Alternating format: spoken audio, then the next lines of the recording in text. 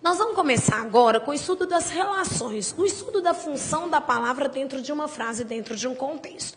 Eu sei que eu já falei com você que eu ia trabalhar morfologia associada à sintaxe. Inclusive, eu disse que eu não acreditava muito na morfologia isoladamente, que eu ia trabalhar com a palavra, mas dentro de um contexto, dentro de uma estrutura, dentro de na verdade, a palavra exercendo uma função.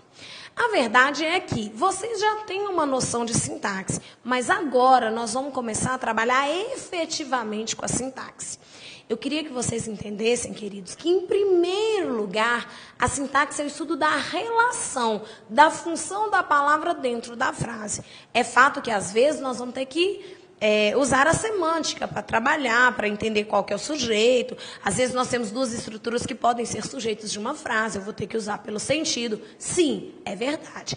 Mas antes de tudo, a sintaxe é a parte da gramática que estuda a estrutura, estuda a frase, estuda, na verdade, as relações entre as palavras dentro do contexto, dentro da frase.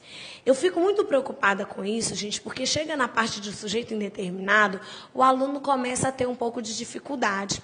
Ele pensa assim, vendeu-se a casa. Sujeito indeterminado, eu não sei quem vendeu.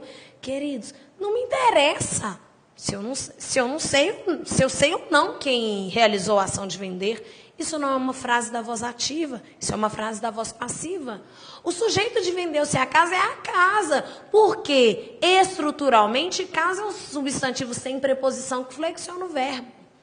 Nós vamos entender isso tudo daqui um pouquinho, mas eu quero que vocês saibam agora o seguinte: nós estamos entrando na parte da gramática que estuda a estrutura, a frase, a relação entre as palavras. Se for necessário, a gente vai precisar do sentido. Nós vamos usar o sentido, mas agora nós estamos trabalhando com a estrutura. Vamos lá. Para a gente trabalhar a sintaxe, eu preciso que vocês voltem com o conhecimento do primeiro dia de aula. Lembra que eu disse para vocês que a gente ia trabalhar com um contexto mínimo que era chamado de frase? Inclusive, eu falei para vocês que frase era tudo aquilo que tinha sentido. Por exemplo, fogo, silêncio, calha a boca, chegue cedo. Todas essas estruturas comunicam, e se elas comunicam, se elas trazem informações, elas são frases. Frase é tudo aquilo que tem sentido completo. Depois eu cheguei para vocês e falei da noção de oração. E eu disse que oração era tudo aquilo que tinha verbo. Por exemplo, fogo comunica, mas não tem verbo, não é oração.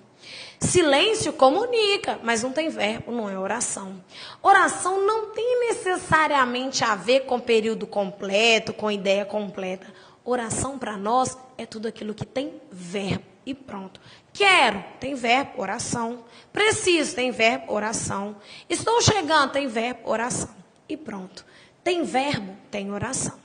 Eu queria que vocês levassem para a casinha de vocês, coraçãozinho de vocês, a seguinte informação. Nós estudamos para concurso público, na sintaxe, apenas as orações.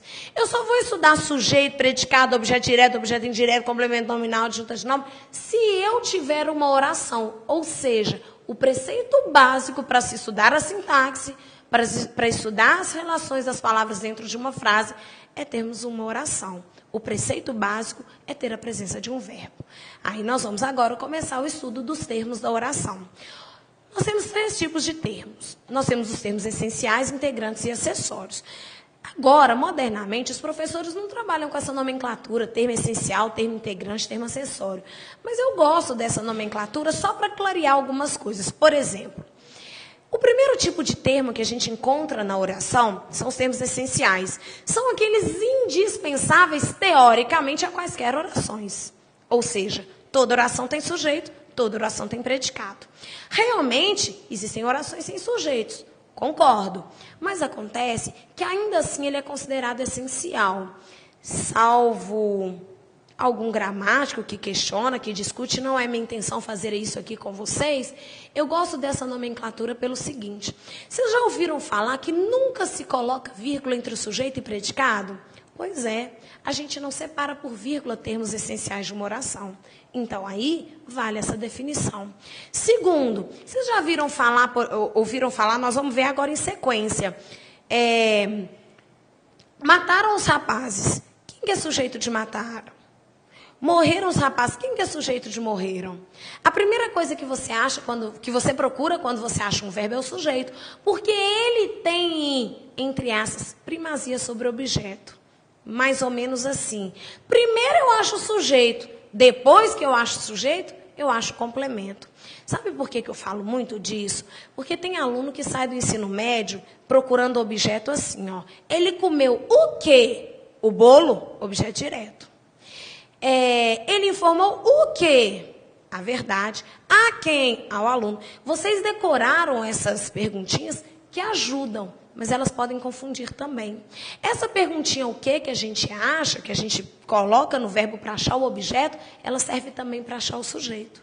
Então, se eu tiver noção que sujeito é um termo essencial, eu já achei o verbo. Em sequência, eu procurei o sujeito. Aí eu posso procurar o objeto até fazendo essa pergunta, se você quiser. Nós vamos clarear isso tudo depois. O que eu quero mostrar para vocês agora é o seguinte. Os termos essenciais na oração são considerados, termos essenciais, o sujeito e o predicado. Embora existam algumas orações que não tenham sujeito, eles são considerados necessários e, inclusive, não se pode virgular termos essenciais dentro de uma oração. Nós vamos trabalhar isso lá na frente. O segundo tipo de termo seriam os termos integrantes, os complementos verbais, complementos nominais, os predicativos do sujeito e do objeto e o agente da passiva. Esses termos integrantes, eles também são necessários, mas eles são diferentes dos essenciais pelo seguinte. Enquanto toda oração tem verbo, sem exceção, se tem oração, tem verbo, nem toda oração tem complemento. Isso vai depender da frase. Por exemplo, o verbo comprar pede objeto direto, mas o verbo trabalhar não. Então, eles trabalham, ponto, fechou, não precisa de complemento essa oração. Mas eles compraram o quê? Essa oração precisa de complemento. Então, os termos integrantes, eles são essenciais a algumas estruturas, a outras não. Vale lembrar aí o agente da passiva. O agente da passiva só é usado na voz passiva, na voz ativa não. Também vamos entender isso lá na frente. O terceiro item seriam os termos acessórios, que são aqueles dispensáveis para a estrutura da frase. Veja que nós estamos trabalhando com a sintaxe. Quando eu digo João não morreu, não é uma adjunta adverbial, ou seja, é um termo acessório. Professora, mas se eu tirar não, eu mudo o sentido. João morreu e João não morreu, são completamente diferentes. Concordo, mas eu não estou falando de sentido. Estou falando de estrutura. João não morreu e João morreu são frases possíveis na língua portuguesa. Ou seja, eu posso retirar o não sem prejudicar a estrutura da frase. Vamos discutir, questionar, vamos entender isso melhor mais lá na frente. Mas os termos acessórios, eles estão na estrutura para acrescentar sentido, informações, ideias. E eles são estruturalmente acessórios dispensáveis. Posso, inclusive, dizer que lá na frente nós vamos virgular, ou será possível o uso da vírgula em alguns termos acessórios, já que eles são estruturalmente dispensáveis. O que eu quero que vocês levem com essa primeira introdução? Primeiro, sintaxe é o estudo da relação. É a relação das palavras dentro de uma frase. Melhor, dentro de uma oração. Dentro da oração, nós temos termos que não podem faltar, são essenciais. Temos termos integrantes, que algumas orações pedem, outras não. E temos os termos acessórios, que estão ali para acrescentar informações dentro da frase. Combinado?